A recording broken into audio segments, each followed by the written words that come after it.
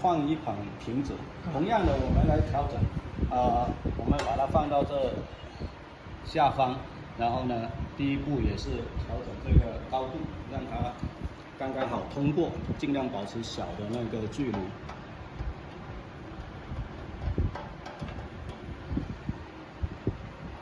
把它往下调。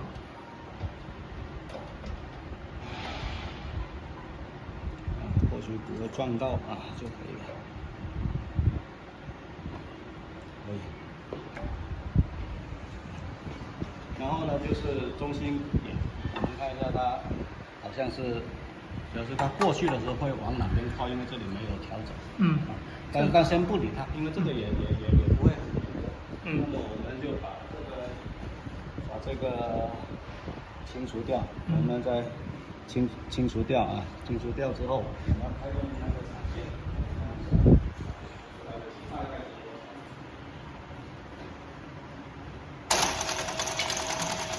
再看看。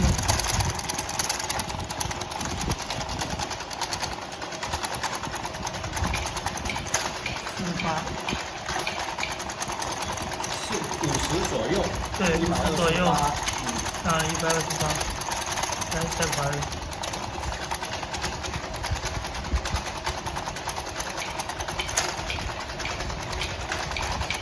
128左右跟50左右，那么我们就可以来设置这个场景参数。比如我们那么这个下限是50，我们把它设小，比如说设到45，给它留一点余量，这样的话它就不会太。那么这一个呢，又把它调大，刚刚是128是吧？128，那么我们就调到。不是，这个是下限，我们就不能高于128，不然很多就不合格。那我比如我们调120留意10%或5%这样的有一个上下波动。那么这一个同样把它调到2，取样上限上面这个调到150吧。那么我们真空合格的。上限，这个上限是100好，那么我们返回，那么我们清除一下技术，可以调好。那么我们按照刚刚设置的这个标准，就可以来看它的颜色的情况这都是标准的。对。只要我们把其中一屏拧开看一下吧，把其中一屏拧开。